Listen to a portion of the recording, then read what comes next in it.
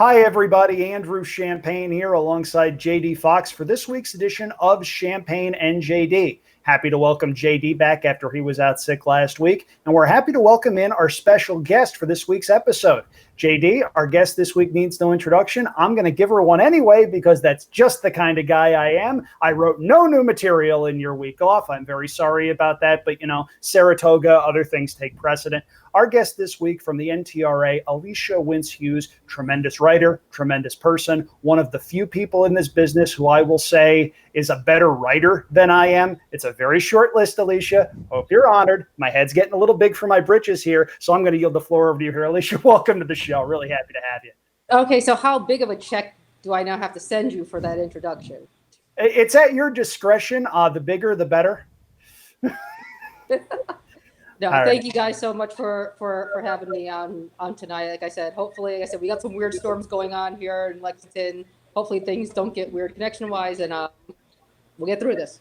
Fingers, toes, and eyes all crossed. You can't see my toes, and eyes is figurative because if I was to cross my eyes, it would be weird.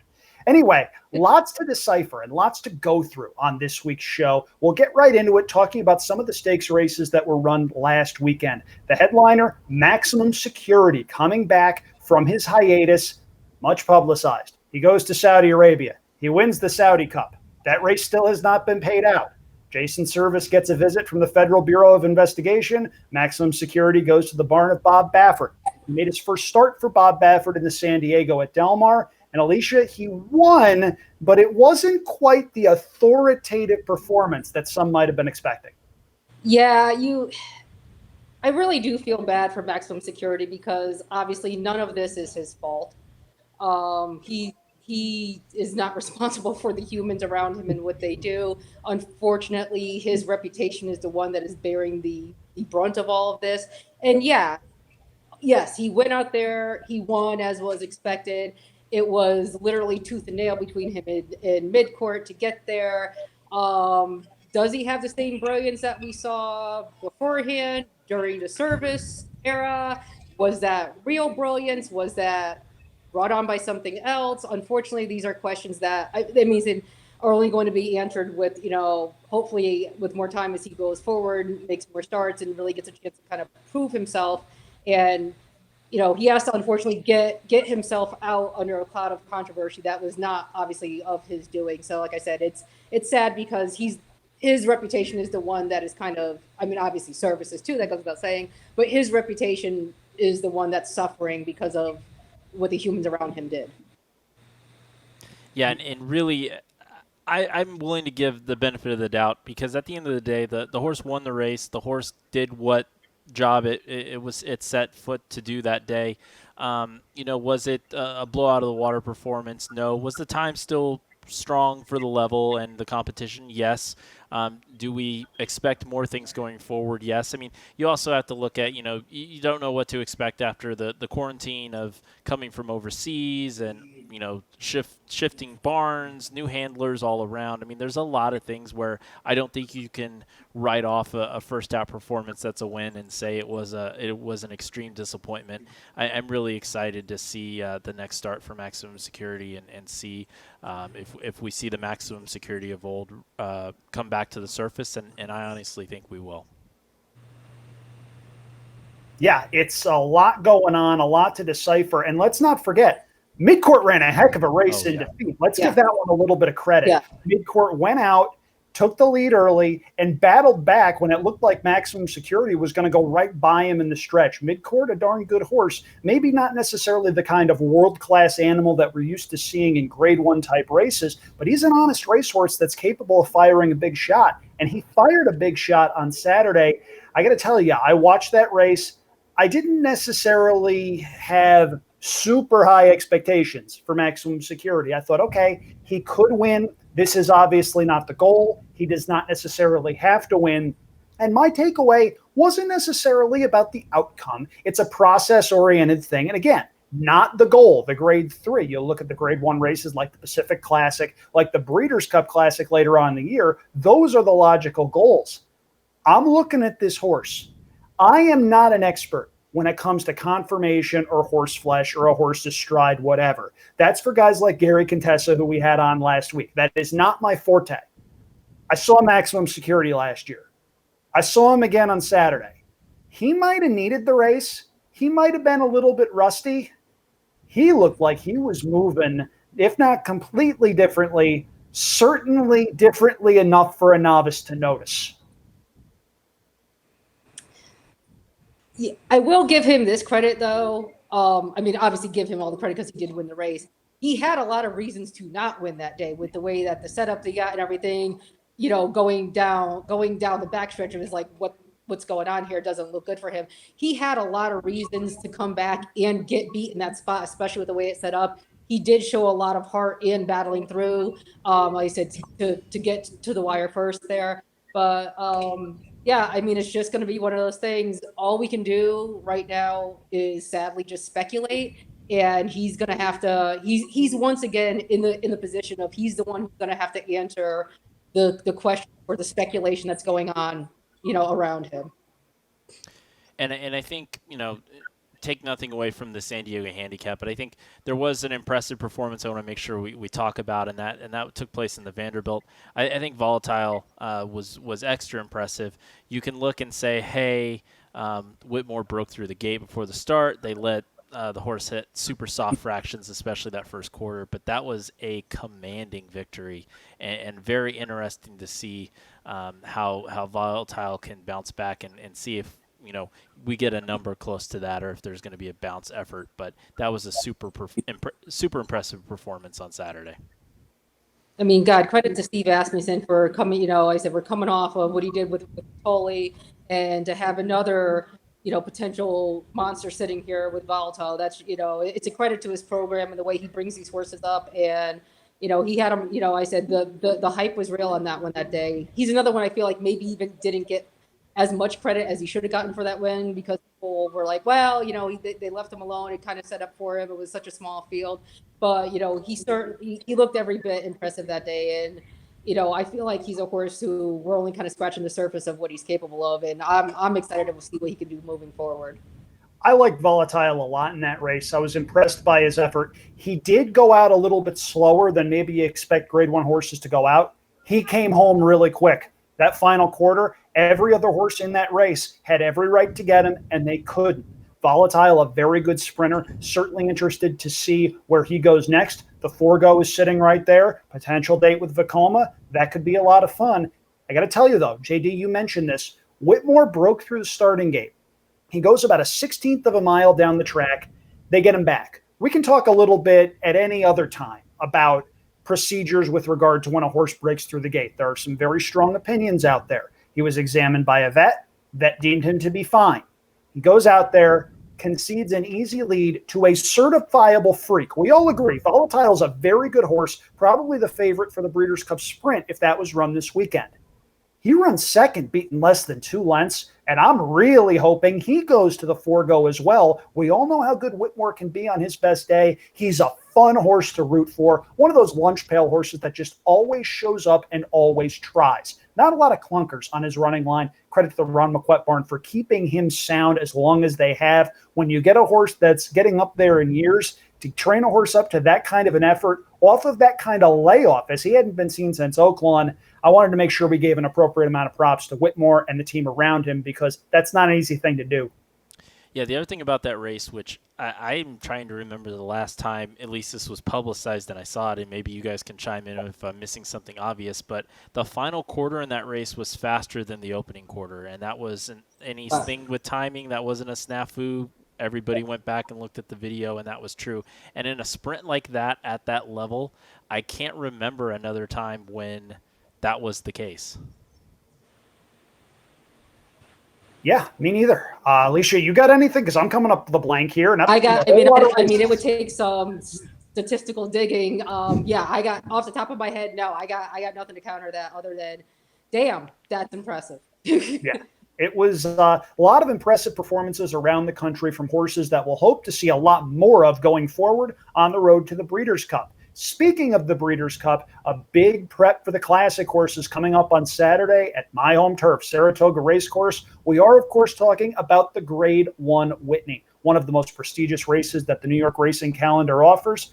Goes 1.125 miles. Yes, they only got a field of 5 horses. We get it. There is potentially a problem that we can discuss. However, any one of these 5 horses could potentially win this race if the cards fall right. I think this is a really strong quality race, maybe not necessarily quantity. And I know a lot of handicappers out there are poo-pooing the race for saying they only got a 5-horse field. The 5 horses we got, they're legitimately Grade 1 horses. Tom's d'Etat may be the best older horse in training. He'll likely go favored. Alicia, if you ask me who I think the second choice is going to be, I don't have a clue. Yeah. And to give a little company plug here, yeah, I believe 3 of the 5 horses they got are all our horses who are in our top 10 of our NTRA weekly thoroughbred poll. So it's only 5, but on one hand you can say, okay, who's really missing right there? For who's legit right now in the top echelon of the handicap division. Tom's d'Etat, I mean, just credit to Al Stahl again with the program he's done. And what impresses me so much about this horse is he looks like one of those, he can beat you any different way. He's got the speed. If nobody wants to go, he can go. He could be on or near the front end, but if if he gets shuffled back, if he has to sit mid pack or a little further, that doesn't faze him at all either. I think that's what he did at Oakland Mile. He was pretty far out of it there. And I think coming into the final turn, he was still about 6-7 lengths off the lead, but he made a big run there to close. That's a horse who can beat you no matter how it sets up there. So if they want to leave him alone, he's cool with that. If he has to come from out of it, he's fine with that too. That's a tribute to what happens when you give these horses the time, the patience, let them really kind of develop, let them come into their best selves. And he is absolutely showing himself this season. I have a horse, Andrew, in that race that I want to fade. Ooh. And you may consider it improbable that I would want to fade this horse, but I see what you did there. Improbable. I just still look at this in the case, and you look at, okay, obviously what this only means so much, but all 5 of the wins are in California. And this horse has traveled and has done well, but can't seem to get over that hump outside of California. I think in a 3-year-old campaign, I'm willing to excuse that. But I just want to see some progression and to win one of these races. And it's not that improbable. It hasn't been placed in positions where you would think, Pennsylvania Derby, as odds-on favorite, those sort of situations. You think, okay, looking back at the Oakland Mile, I mean, that's a spot where you expect this horse to come in, and obviously Tom's d'Etat was in that spot as well. But until Improbable does something outside of the state of California, I've burned a lot of money and goodwill towards that horse. I'm going to fade Improbable here in the Whitney, and I think one horse that I'm going to push up a little bit is I do think by my standards can improve off of the effort last time behind Tom's d'Etat in the Stephen Foster. I don't think that was a perfect ride, and I think Jose Ortiz up in that race after it had been Saez for the horse's entire career. I do think by my standards could improve right now. 9-2 morning line. I expect to see something like that close to race time. So just to be clear, you have bet Improbable many times, many different ways. Mm-hmm. You have publicly announced you are getting off this horse right now. Everybody, you know what that means. Alicia, he's put him in the winner's circle, hasn't he? It's, you know what that is? This is my own personal thing. That's my cat thief syndrome. Wait, back in the day when Cat Thief was running, yeah, I'm dating myself here. I bet him all year long. Didn't come through. Breeders' Cup. I don't trust you anymore. We're done. We're breaking up. We're never getting back together. Here he comes. Never fails. Every single time. Yeah, there was a horse my dad had, was an old-time claimer in New York, late 90s, early 2000s. Horse's name was Captain Red. Every time my dad bet Captain Red, tries to go early, stops horribly going around the turn. I'm not talking horse run second or third. I'm talking way back. Every time my dad gets off that horse, goes 6 furlongs in 109. These horses know. They're smart animals. We've already known this. They know. There is some strange method that they use. It's almost like telepathy. Maybe they're using some of the tools that some big, huge syndicates have where they are able to see a little bit more than everybody else as far as knowing things and knowing what people bet. My goodness, there are certain horses like that. Blame was like that a lot for me right up until the Breeders' Cup Classic. And it was to where that was in the early days of Twitter. I actually went on Twitter after that race because I had dug up all of these tweets that I had disparaging Blame. The angriest. Wait, how are you disparaging Blame that year? Backstory. I needed Quality Road bad. Oh, Lord. Like, the angriest person in Saratoga that day was Todd Pletcher, who threw his binoculars down in the Saratoga grandstand. Todd Pletcher, if you know him, incredibly even keel. Oh, yeah. Usually a nice guy, usually very approachable for a guy of his stature. Wham! The second angriest person in Saratoga that day, me. Starts after that. Blame doesn't win. People don't remember this. Blame did not go into the Breeders' Cup Classic as a hot horse. Ainsfield. Yep. But that day, I made it a point, and this is one of the biggest scores of my handicapping career to that point. Mind you, I had just gotten out of college about 6 months prior to this, so I was a young, fresh-faced kid with a little bit more hair than I have right now, the halcyon days, the days of 2010. So I love Dangerous Midge in the turf. Loved him. Single Dangerous Midge in doubles with 6 or 7 horses not named Zenyatta, because doubles to Zenyatta were paying nothing. It didn't matter what horse in the turf you had, you were not making money betting Zenyatta in that race. I was watching that race in the Saratoga harness track. They have a second level there right outside the buffet where a whole bunch of people can gather and watch TV sets. And I'm screaming at the television. I'm screaming at Garrett Gomez, God bless his soul, riding with a broken freaking arm, trying to get Blame home. Blame gets his nose down. Revisionist history says it was close. You watch the replay, you can tell. As Dave Weaver, our friend, would say, it was more than a nose. I got to break it to you. Flaming wheelie bus. Flaming and wheelie also, bus. here I'm going to get a lot of hate. I'm going to destroy another urban myth. Yeah. She didn't get past him on the gallop out. Nope. She was never getting by. They could have gone around again. So I remember I went to the checkout window because I had the double, and it was a good double. So I go on my Twitter, and I literally just write, "Dear Blame, we're good. Love Andrew." I remember that, and I remember seeing a whole bunch of people leaving the harness track like they just seen a funeral. Like, how could anyone possibly be happy because Zenyatta got beat? You see that. You see that I am an absolutely horrible person. But Blame was like that. You got Cat Thief there for Alicia. You've got Improbable for J.D. And if Improbable wins the Whitney, my very first call will not be to my father, who I know will be watching the race. My first call will be a welfare check to Arizona, and it's not because of the heat. So let's talk about another stake on that card. Oh, okay. Just to move past all of the hate that I'm going to get, or the love which everybody's going to bet here. I love you, buddy, and I missed you real bad last week. The personal insight. Let's talk about the horse that might eventually get the winner's share of the purse in the Saudi Cup, Midnight Bisou, against this field. Ended up 2-5 on the morning line, and I think that's very accurate. Do you guys see any hope for any of the other competitors in this field? I mean, Point of Honor's there, 5-2, second choice in the morning line, but this is a big step up in class and who Point of Honor's going against here. If Midnight Bisou is Midnight Bisou in any way, shape, or form, she wins. It's that simple. Yeah. Now, they run these races for a reason, and they run them at Saratoga for a reason. Nobody thought Onion was beating Secretariat. Nobody thought Keen Ice was beating American Pharaoh. Nobody thought Upset was beating Man of War. This stuff happens.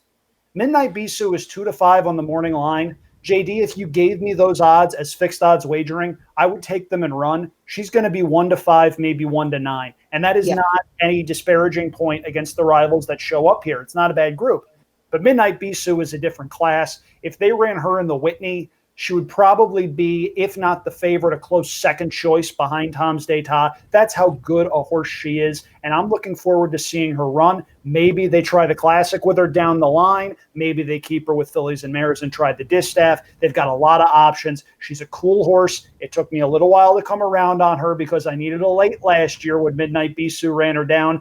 That one hurt, still hurts a little bit to this day. I just sort of ripped the Band-Aid off, but Midnight Bisou, a cool horse. Really excited to see her run. Really excited to see a lot of cool horses run on Saturday at Saratoga. A lot of stakes races. It's one of the first really big cards of the meet. Of course, this weekend, Whitney Day being Saturday. Next weekend, Travers Day at Saratoga featuring Tiz the Law. And JD, I'm just saying we might have to spend just a teensy-weensy bit of time on that card, just in case you're wondering what we're talking about next week. The Alan Jerkins, the last thing that I really want to touch on here, and I think, we talked about a couple short field races, and I think this is a spot where you've got a nice 11-horse field, and I actually really like a horse in here that's 5-1 morning line, and that's Tap It to Win. Obviously, last time out in the Belmont, that's a strong effort. I mean, came out, took the lead, faded from there, but I do like Tap It to Win in the comeback effort, going to Saratoga for the second time, and the first ever time was a maiden victory that propelled that horse into a Breeders' Cup race the next start out. So Tap It to Win, the 11 for me in that. Have you guys had a chance to look at that race at all, and anything you guys like there? I mean, I'm always kind of a little biased towards the good Cassie horse, so I'm very hopeful that he runs a big effort there. I know Mark has thought a lot of him, and he was high on him going in to the Belmont. Didn't work out. No one was going to beat the Law that day. They probably be hard pressed to beat him next week as well. But yeah, I am also with you that I think that Tap to Win. I think that that's setting up as a good spot for him. The one thing I will say, and I got to tell you, I don't have a strong opinion in the Alan Jerkins. When Tap It to Win is good, he is very, very good. When Tap It to Win is bad, he is very, very bad. We know one of two things is likely to happen. He's either going to win this race by 3 or 4 lengths and look, if not like a star, like a very good horse, or he's going to be off the board. I don't think you're going to get a strong second or a close-up third out of Tap It to Win. And some horses are like that. Call them feast or famine horses, call them whatever you want. There are some horses who, if you leave them alone on the front end, they're not coming back. But when they get headed, their instinct sort of is to fold up. Now, we'll see what happens on Saturday. Really good card at Saratoga. We've got the Whitney. We've got the Alan Jerkins. We've got the Personal Ensign. Lots of stuff going on. And there will be a lot of turf writers out there looking to tell some really cool stories. Alicia, you can't buy a segue quite like this. That was good. Discussion talking about something we all saw on Twitter a couple of days ago from a prominent figure in racing overseas, and all three of us, as journalists, as storytellers, as horse racing fans, we need to take note of this, and we need to express that we could not possibly disagree with this take more. Alicia, would you like to expound? Yes, I believe it was Oisin Murphy, correct? Yes, that's correct. He gave an interview, and they were asking him about what he would change about the sport, how he would improve the sport. And I want to preface this where, by all accounts, it seems like not only is he a tremendous talent, but he's a very great ambassador for the sport. Always makes himself available and is very open and is willing to share thoughts like that, which is key. So I don't want this to come off as just bashing him, but he gave a very, to put it bluntly, in my opinion, a terrible take where he said, I'm going to paraphrase, where basically he said that journalists should need to focus more on the positive stories. It is not the job of a journalist to promote anything. It is the job of a journalist to report as accurately and fairly and as without bias as they can. Promotion is up for people in marketing, for PR, all that stuff. But I feel like that take that he put out there is one that sadly is embraced by a lot of people. I don't know if they just have such a distorted view of journalists, if they don't understand what we do, if they just, they hate us all and they think that they can do it because anybody with an opinion is qualified to do it. And they do not understand the training, the ethics, the protocols that go into doing real reporting, real journalism, and to sit there. And I know he did not mean it to be, I know he wasn't trying to be ill-meaning, but if anybody thinks that it is the job of any journalist to help fix something, to help promote something to this, no, it is their job to report, period. And Preach. where I come in on this, it may surprise some people that I actually have a journalism degree, but I do. And the first news writing class that I had in college with Professor Bob Woodward, not the Bob Woodward from Watergate, just happened to be another journalist named Bob. My Woodward. eyebrows went halfway up my head. I met the real Bob Woodward. Nice guy. So and Professor Woodward passed away last year, and that was unfortunate for me. But what he always told us, and this was true at our school, and it really helps if people don't understand journalism. I think it helps it this way: is we have a journalism building, and you report in the journalism building. If you want to do marketing and PR, that's in the business school, and it's in the business school for a reason, because it is how a business or an industry can promote themselves and can, not necessarily intentionally deceive, but can distort facts and promote things in the manner that they wish to do. But journalism is for reporting the truth, no matter how gruesome or bitter it is. And that's something that's just instilled in me to this day. And really, I wish I could beat that point over the head on Twitter all the time here. So, the journalism, and we don't have as many turf riders as we once did in this country. And those that we do have are overworked, and they're getting a lot of flack for not reporting more. It's such a double-edged sword. And I think this week we saw just something completely unfair come out. So while I want to continue to have this discussion, I want to, eventually flip this discussion on the heels once we hear from Andrew. And that's, okay, how can this sport better market itself? Because that's obviously a completely different conversation. Precisely. And I'm in a unique position because I've been on both sides of the equation. I've been a turf rider at the Saratoga with the pink sheet. The reason that I have selections and analysis in the pink sheet is because I worked as a sports writer with the Saratoga for a while. I mentioned sports writer. Racing was my beat. I did consider myself a turf writer, but that wasn't the only thing that I did. I covered high school sports. I covered college sports. And a lot of the things that racing is dealing with, a lot of reporters in high school and college sports are dealing with too. How dare you say anything negative? How dare you? The gall that you have. There was a story, and I really hope I don't get in trouble by the guy who did this. I don't think I will, because he's out of journalism, but one of my friends from the Saratoga wrote an article about a Saratoga Springs baseball game. The third baseman for the Saratoga Springs high school team made 4 errors. He reported that he made 4 errors.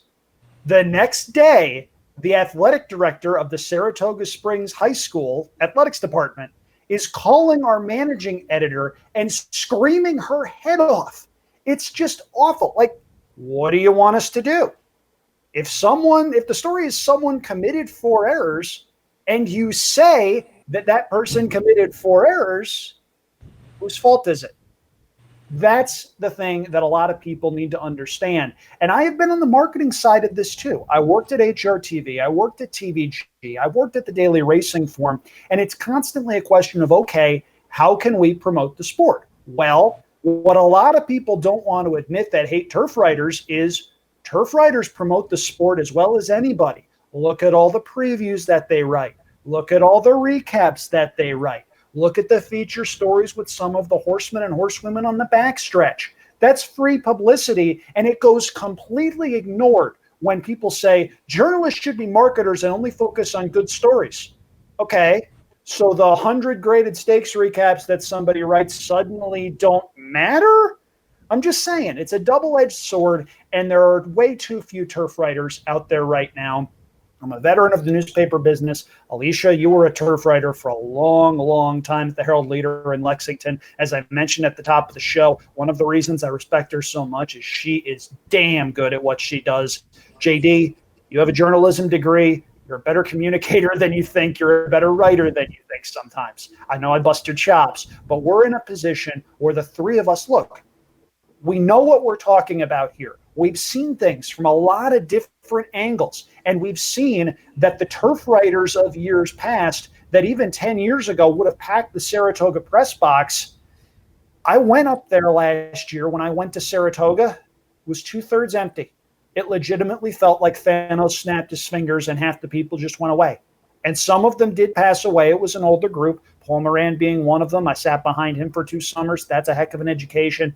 But a lot of them got forced out. And it's a case where the people that are left to tell the stories of what goes on in this game, yeah, there are good stories out there. They're pursuing those. But it's not their job to ignore the stuff that they see happening right in front of them. Yeah, that's one thing I wish racing would do is stop when we love to cry about the bad publicity. Stop blaming the media for our troubles. It is the media did not break down a single horse. The media is not responsible for a single drug overage. The media is not responsible for any high takeout. It is not. If you don't like the volume of negative coverage, stop giving them ammo. They're just reporting on what happens. They're not making it up. And whenever I hear people talk about the desire of racing to be more part of the mainstream, I always want to challenge them and say, no, you don't really want to be part of the mainstream, because mainstream coverage for mainstream sports, again, is good, bad, and indifferent. I'm sitting here, I've had CNN on, and they have had multiple segments on today about the Marlins and all their COVID positives, and that has led off segments all day. Do they want Del Mar on CNN for all of their jockey positives? Do they want to have to do a take with Jay Trapper about that? They probably don't. So if you want mainstream coverage, you better know that mainstream, again, real mainstream coverage is good, bad, and indifferent. You can't just pick and choose of, oh, I just want them to write something warm and fluffy about us and it's going to make our problems go away. The only thing that's going to fix your problems is actually fixing the problems. Crazy. I know. Alicia, I don't know if you can tell, because I've been told I have a really good poker face. You nailed it. I have nothing further to add except for the fact that I have a story deep in the recesses of my mind that is going to come out once certain people retire, pass away, or step away from this game. In that vein, I cannot say it right now. I don't want to put anybody else in that kind of position, but just saying, story's there. I don't have an NDA. If you know what I'm talking about, you should be very nervous. And JD's on mute. Oh, we lost you. Or do we get him? We lost him. We lost him. Don't make me tell that story. Don't make me do it. Tell it. No, I'm not going to do that quite yet. Right now, I'm just sort of stalling in hopes that JD fixes whatever audio problems he has. Maybe he's got a cat of his own or some other external demons. Both of our cats, by the way, are currently off screen. Cats are jerks. We love them. They're jerks. They're not jerks. They're amazing. And I do want to give a shout out to my cat. I know we're not officially done yet, but my cat has been sitting in the chair like a champ and has not jumped up and walked across the table, and has not walked across the computer like he did the other day, and has not stood in my lap and demanded that I pet him and pay attention to him, because he does not care that mommy is on a Zoom call. Hey, and my cat has not clawed at the closet door like he likes to do. I've got one of those 2-door setups, and there's a little bit of an opening, and naturally when cats see opening, they go, oh, must burrow. So thankfully, Elliot has been incredibly well behaved. JD, are you back with us now? Yeah, I am, and I'm fixing the audio issue as we speak, because one of the things. Live to tape, folks. Live to tape. Yeah, one of the things I did not tell people going into this is I am currently quarantined in not where I normally record this show, so that's fun. Well, at any rate, we can hear you fine, so that's good. JD, do you have anything to add? I know you sort of had your mouth open and your lips were open, but we couldn't hear you. There were some people out there who would say you've never sounded better. I'm not one of those people. I defended you, and you should see what the other guy looks like. Yeah, no. The point I was going to make is, I think Del Mar. It was an interesting point to bring up, and Andrew, we were talking about this in that. The jockeys and how much they were covered this past week when they returned to racing, and how masked up and how covered up they were, and how that was a welcome sight to see.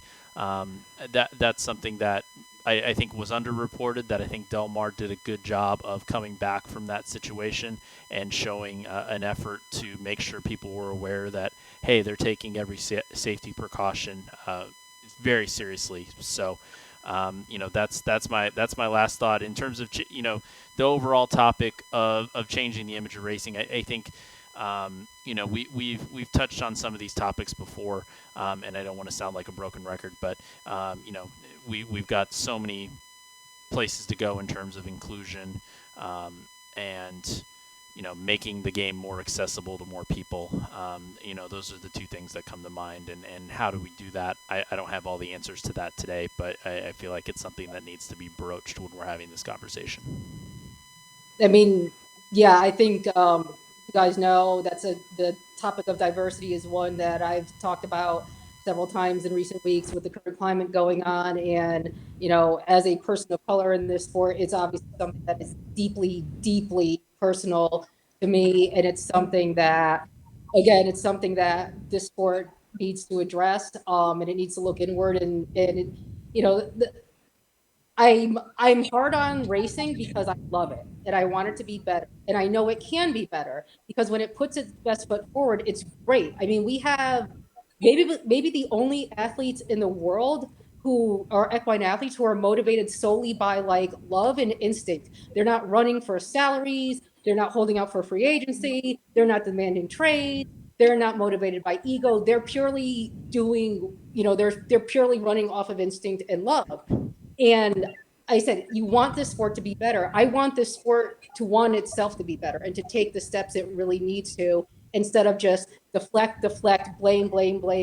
We need to do a better job as a sport of having a mea culpa of when something's not right, instead of immediately trying to just go and defend and, oh, people don't understand us, this and that and the other. No, say, yeah, we're not doing a good job in this. We need to do better and we will do better. And issue of diversity is something that has not been addressed for too long in this sport. It is now finally there's conversation starting to happen.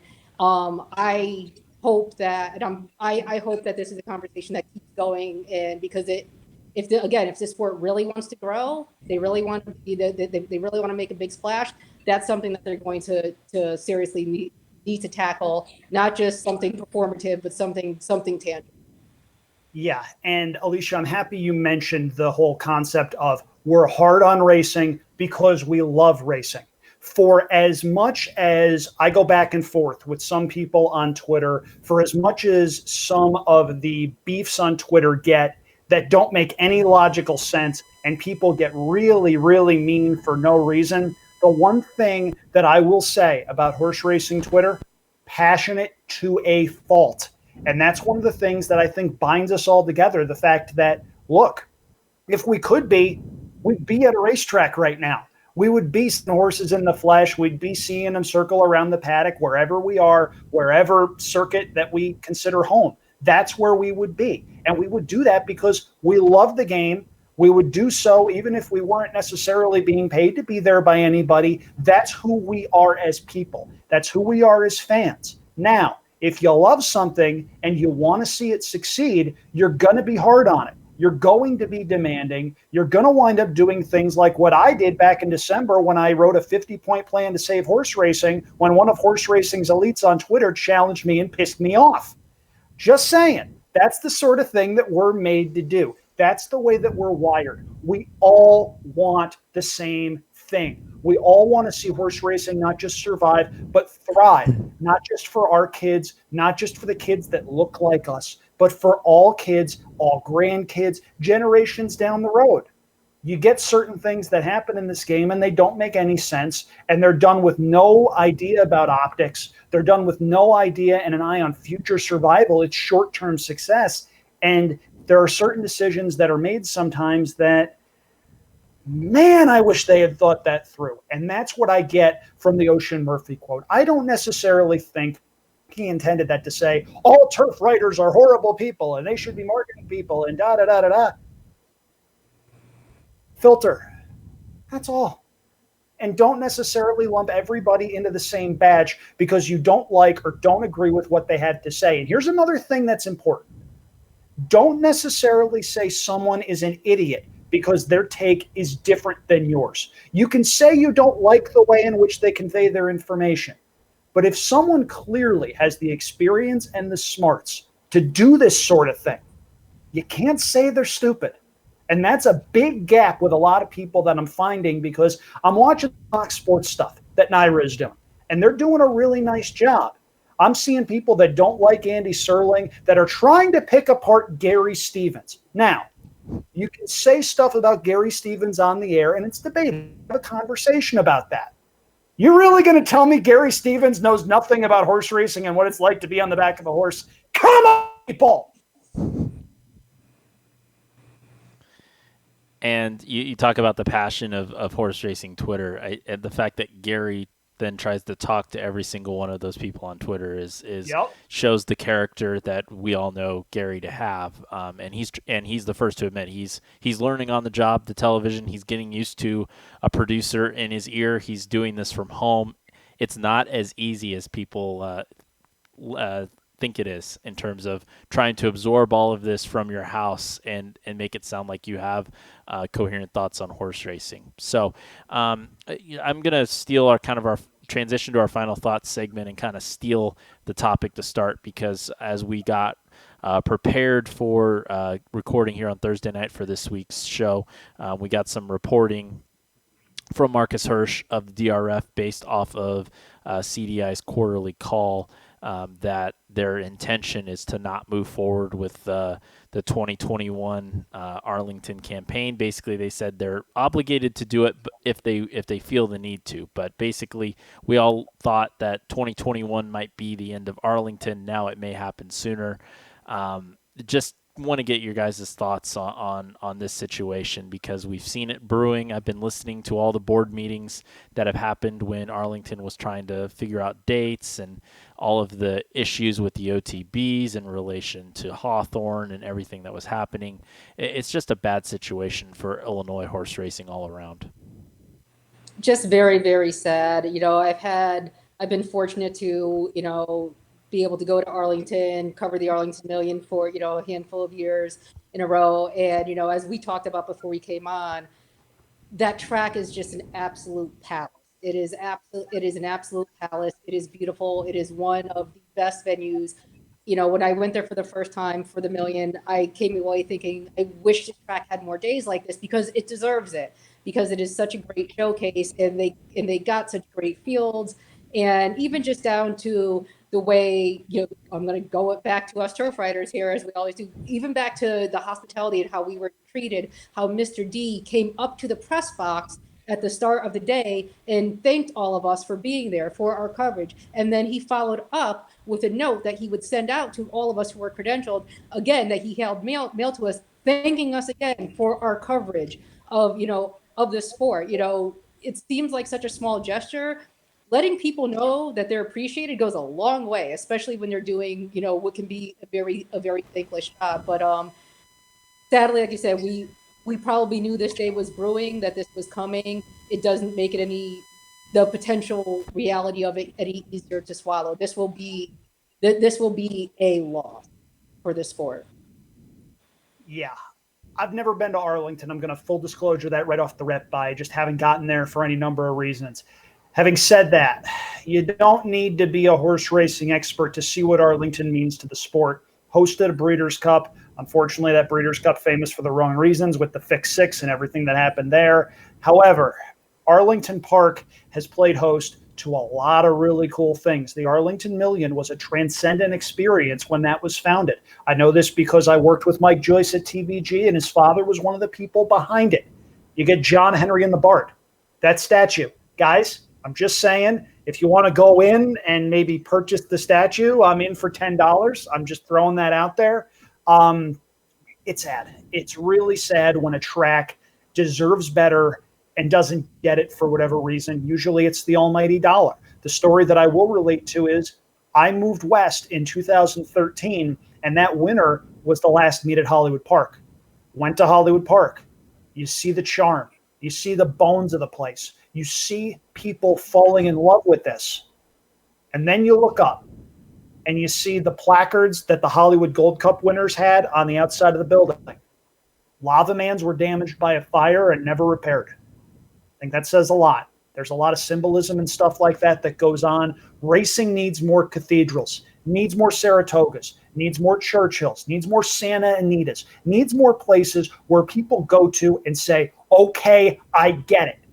Nothing against C or D level tracks that are out there. But I was interviewed by the Pink Sheets editor earlier today for a piece that's going to run on Saturday. And what I said is, as an upstate New York person, when Saratoga is the first place you go to, you don't have a choice. You see it, it hits you right between the eyes. It clubs you over the head until you get, this is a special place. Arlington is a special place for a lot of people, special place for a lot of friends of mine. Scott Hazelton's a friend of mine. His father, King Richard Hazelton, Hall of Fame credentials, made his bones at Arlington Park. A lot of horsemen, a lot of turf riders, a lot of people that are prominent in this industry got their bones at Arlington Park. And it's going to be really sad to see that place close down.